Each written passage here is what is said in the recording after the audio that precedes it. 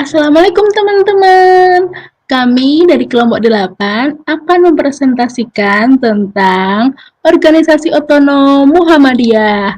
Perkenalkan, nama saya Lulu Kusuma Pertiwi, NIM B200 180 399, Cindy Rizky Agustin, NIM B200 180 375, dan Mei Pangastuti, NIM B200 180 391. Kami akan menjelaskan mengenai Aisyah, Pemuda Muhammadiyah, dan Nasyiatul Aisyah. Nah, saya akan menjelaskan tentang Aisyah. Yang pertama, sejarah kelahirannya.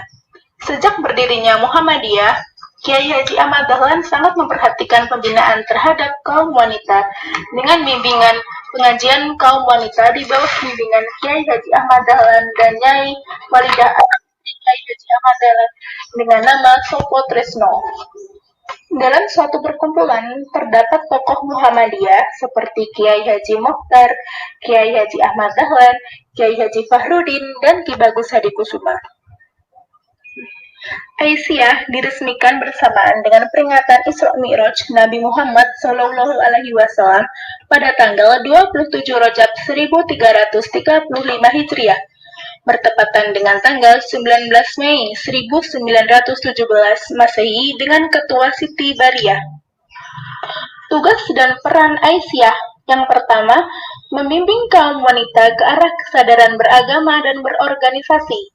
Dan yang kedua, menghimpun anggota-anggota Muhammadiyah wanita, menyalurkan, serta menggembirakan amalan-amalannya. Yang ketiga, amal usaha Aisyah, yakni pendidikan, kewanitaan, PKK, kesehatan, dan organisasi wanita. Dalam pimpinan pusat Aisyah ini, berusaha memberi didikan di kalangan wanita Islam untuk berpakaian muslimah yang baik, bermoral, dan bermental luhur, memberikan bimbingan perkawinan dan kerumah tanggaan yang sah. Keempat, ada keluarga sakinah. Pengertian keluarga sakinah ini terdiri dari kata keluarga dan kata sakinah. Dan kata keluarga ini dalam sehari-harinya terdapat sanak saudara, kaum kerabat, orang rumah. Sedangkan istilah sakinah merupakan tenang dan tentram.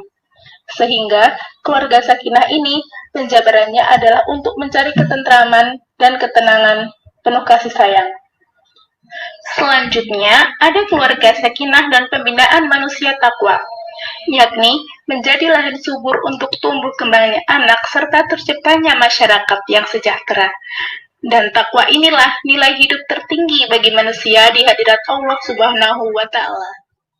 Yang ketiga, keluarga sakinah dan pembinaan masyarakat sejahtera.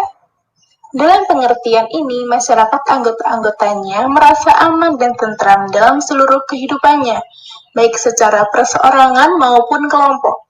Rasa aman dan tentram menyangkut hidup kejasmanian dan kerohanian. Yang terakhir, isu gender dan peran muslimah dalam Muhammadiyah. Persoalan perempuan dan agama makin marak berkembang seiring dengan kesadaran baru kaum perempuan untuk mempertanyakan sejauh manakah agama mampu memberikan rasa aman dan segala bentuk tekanan, ketakutan, dan ketidakadilan. Selanjutnya, saya akan menjelaskan organisasi otonom Muhammadiyah yang kedua, yaitu Pemuda Muhammadiyah. Yang pertama, sejarah Pemuda Muhammadiyah. Awal berdirinya Pemuda Muhammadiyah secara kronologis dapat dikaitkan dengan keberadaan Siswo Proyo Prio atau SPP, yaitu suatu gerakan yang sejak awal diharapkan Kiai Haji Ahmad Dahlan dapat melakukan kegiatan pembinaan terhadap remaja atau pemuda Islam.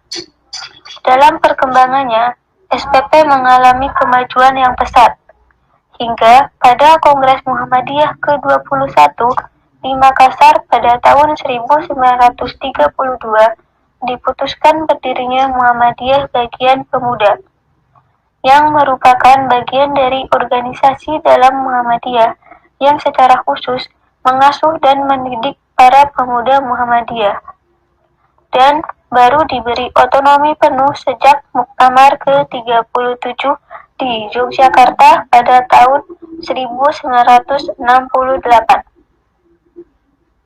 Pemuda Muhammadiyah dipimpin oleh Cak Nanto atau Sunanto sebagai Ketua Umum periode 2018 sampai dengan 2022 yang sebelumnya dipimpin oleh Dhanil Anjar Simanjuntak. Selanjutnya, tugas dan fungsi Pemuda Muhammadiyah.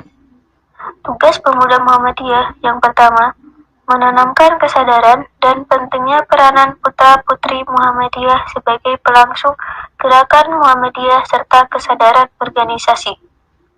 Yang kedua, mendorong terbentuknya organisasi atau gerakan pemuda sebagai tempat bagi putra-putri Muhammadiyah yang berdiri sendiri dalam pengayoman Muhammadiyah yang berbentuk pengkhususan, seperti pemuda, pelajar, mahasiswa, olahraga, kebudayaan, dan sebagainya. Yang ketiga, memberi bantuan bimbingan dan pengayoman kepada organisasi-organisasi tersebut, serta menjadikan penghubung aktif secara timbal balik. Dan yang keempat, memimpin dan menyelenggarakan musyawarah kerja. Dan selanjutnya, fungsi Muhammadiyah. Fungsi Muhammadiyah yang pertama sebagai pelapor, yang kedua sebagai pelangsung, dan yang ketiga sebagai penyempurna amal usaha dan perjuangan Muhammadiyah. Assalamualaikum warahmatullahi wabarakatuh. Saya Min Pangestuti akan menjelaskan mengenai organisasi otonom Muhammadiyah, yaitu Nahdlatul Aisyah. Sejarah terbentuknya Nahdlatul Aisyah. Berdirinya Nahdlatul Aisyah bermula dari ide Somodirjo dalam usahanya untuk memajukan Muhammadiyah dengan mengadakan perkumpulan yang anggotanya terdiri dari para remaja putra-putri standar School Muhammadiyah dengan nama Siswa Praja atau biasa disingkat SB pada tahun 1919. Tujuan terbentuknya Siswa Praja adalah yang pertama, menanamkan rasa persatuan, yang kedua, memperbaiki akhlak, dan yang ketiga, memperdalam agama. Pada mulanya, Siswa Praja memiliki ranting-ranting di sekolah-sekolah Muhammadiyah yang ada, yaitu Suronatan, Karangkajen, Bausasran, dan Kota Gede. Setelah 5 bulan berjalan, diadakan pemisahan antara anggota laki-laki dan perempuan dalam Siswa Praja. Nahdlatul Aisyah adalah organisasi otonom dan kader Muhammadiyah yang merupakan gerakan putri Islam bergerak di bidang keagamaan, kemasyarakatan, dan keputrian. Maksud gerakan putri Islam sendiri ialah menggerakkan putri-putri Islam untuk memahami dan mengamalkan ajaran Islam, serta mengajak dan mengarahkan orang lain sesuai dengan tuntutan Al-Quran dan As-Sunnah. Hidup manusia harus berdasarkan tauhid, ibadah, dan taat kepada Allah Subhanahu wa Ta'ala. Yang kedua, menunaikan kewajiban terhadap agama, bangsa, dan negara, serta rumah tangga agar terwujud masyarakat yang indah. 3. Berakhlak mulia, melancarkan dakwah Islam amar ma'ruf nahi mungkar.